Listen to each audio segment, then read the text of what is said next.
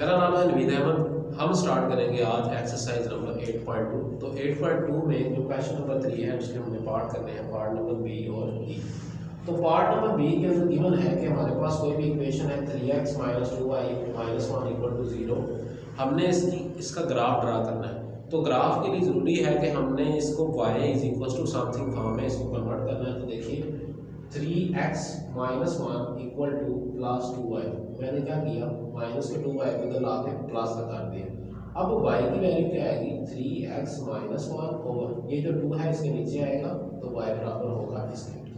तो इसको अब हम सीधा करके लिखेंगे तो y = 3x - 1/2 ये फॉर्म बन गई।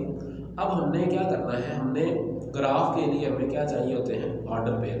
तो ऑर्डर पेयर बनाने के लिए हम एक टेबल बनाते हैं। जब हमें दो डिफरेंट वेरिएबल्स गिवन होते हैं तो पहले को हम कह देते हैं x और दूसरे को y, और फिर हम रैंडम वैल्यूज लेते हैं। पहले हम 0 ले लेते हैं, फिर 1, फिर 2, फिर 3। तो उसके कोरेस्पॉन्डिंग हम वैल्यूज निकालते हैं y की। तो देखते हैं जब हम x को 0 पुट करेंगे तो y की क्या निकलेगी। तो x की जगह यहाँ पे 0 पुट किया तो ये हिस्सा 0 हो गया, तो ये आएगा -1/2। ये बराबर होता है -0.5 के। तो y की जो वैल्यू आई है वो है -0.5। अब x की जगह 1 पुट करें तो हमें क्या मिलेगा, हमें मिलेगा 3 × 1 - 1/2 which is equals to 3 - 1/2 which is 2/2 and which is 1। इसकी जगह पे भी 1 आ गया। अब हमने x की जगह पे पुट करना है 2 को, तो यहाँ पे किया 2 को पुट किया तो ये आएगा 6 - 1/2, तो ये आएगा 5/2। तो 5/2 को कैंसिल किया तो कितने, 2 2 दा 4 पॉइंट 1 बचा, और फिर हमने इशारिया लेके 2 5 दा 10, तो ये आएगा 2.5। अब हमें 3 को पुट करना है तो यहाँ पे वैल्यू आएगी 3 की, 3 का 9 में से क्या तो बाकी 8/2। तो 8 को 2 पे 2 को इस पे तकसीम किया तो ये आया 4। तो इसका क्या आ गया 4। अब ऑर्डर पेयर जो हमारे पास है वो लिखेंगे, ऑर्डर पेयर्स आर पहला 0 - 0.5, दूसरा कौन सा 1 1, और तीसरा जो है वो है 2.5, और उसके बाद है 3, 4। ये हमारे ऑर्डर पेयर के लिए। अब हमने इसको ग्राफ में ड्रा करना है। तो ग्राफ के लिए क्या होता है, आप y एक्सिस और x एक्सिस लेते हैं। तो दरमियान में क्या होगा, ओरिजिन, यहाँ पे 1 2 3 4, और यहाँ पे -1 -2 -3, और यहाँ पे 1 2 3, इधर -1 -2 -3। ये वैल्यूज है y की, और ये y प्लस का है, और ये x प्लस का है, और ये x नेगेटिव है। तो पहला है x 0, तो आपने डॉट लगा दिया x 0 के ऊपर, ठीक है। उसके बाद आता है y = -0.5। तो -0.5 होता है ये वाला माइनस का, y की वैल्यू है तो ये यहाँ पे आ गई माइनस की, तो ये पॉइंट आ गया।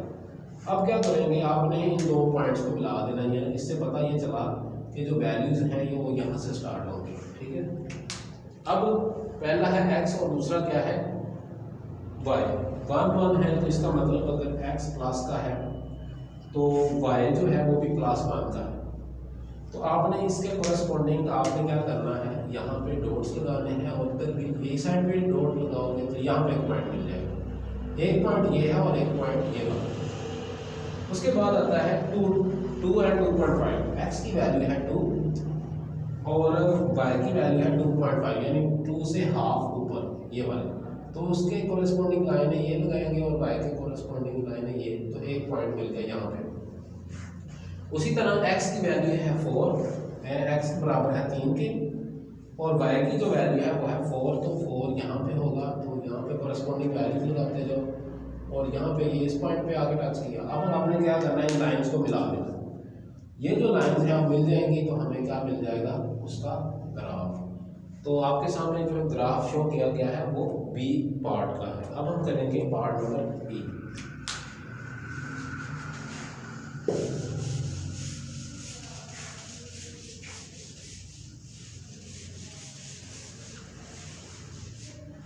अच्छा, पार्ट नंबर ई के अंदर वही सिचुएशन है। आप क्या करेंगे, y की वैल्यू लेंगे, ये माइनस को उधर आगे प्लस का, और y is equal to 1/3।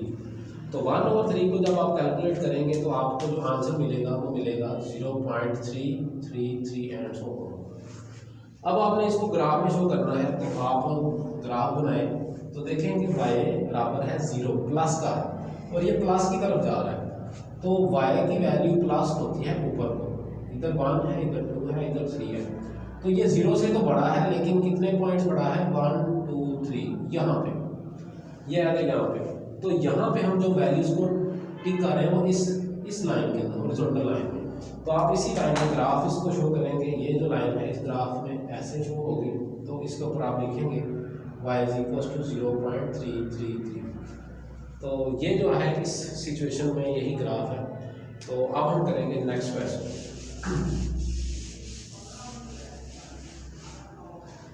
Question number है हमारा 4। इसके अंदर जो वैल्यू गिवन है वो है f is equal to 9/5c plus 32। अब आपने क्या करना है, ग्राफ बनाना है दो वैल्यूज के दरमियान।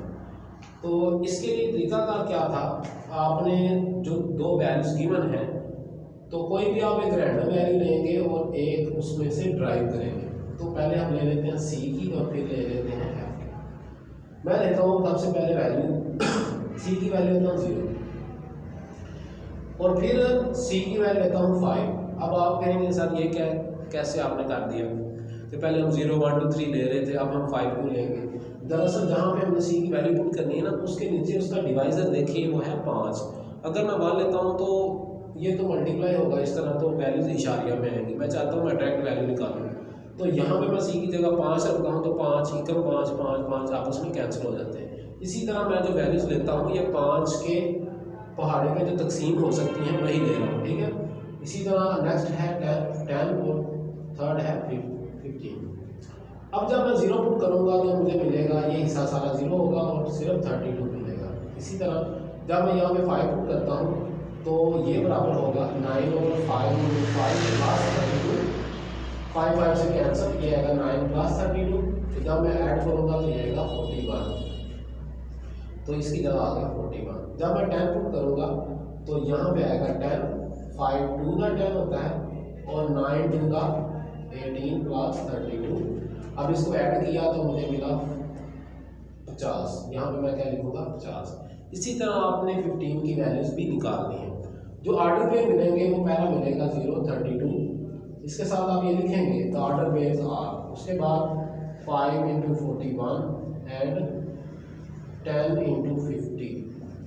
और जो ये वाला है ये भी आपने ड्राइव करके इसके अंदर लिखना है। अब जो ग्राफ बनेगा वो किस तरह का बनेगा, इस सिचुएशन में मैं इसको डायरेक्ट करवाऊंगा। पहला है 0, x जो है वो 0 है, तो पहला नोट यहाँ पे, उसके बाद है y32 है। अगर मैं जब फर्ज करता हूँ कि y32 यहाँ पे, तो ये यहाँ पे, तो ये जो लाइन है यहाँ से आपस में मिल जाएंगी और ये ग्राफ यहाँ से स्टार्ट होगा। इस तरह x जो है वो 5 है, मैं फर्ज करता हूँ 5 यहाँ पे है, और जो 41 है y का वो इधर है 41। तो ये जो लाइनें हैं ये आपस में इस पॉइंट पर मिलेंगी, तो ये हमें एक पॉइंट मिला। उसके बाद आता है सेकंड, तो इसके अंदर जो फर्स्ट वैल्यू है वो है 10 की, और जो कोरस्पॉन्डिंग हमें y की वैल्यू मिल रही है वो है 50। तो ये 50 और 10 आपस में ये यहाँ पे मिल रहे हैं, तो यहाँ से ग्राफ स्टार्ट होगा और यहाँ से एक स्ट्रेट लाइन बनाता चला जाएगा। तो आई होप आपको ये भी क्वेश्चन समझ आ गया होगा। तो इसका जो नेक्स्ट पार्ट है वो आप खुद ट्राई करें। तो हमारी जो एक्सरसाइज है वो 8.2 कंप्लीट हो चुकी है। अब हम करेंगे एक्सरसाइज 8.3।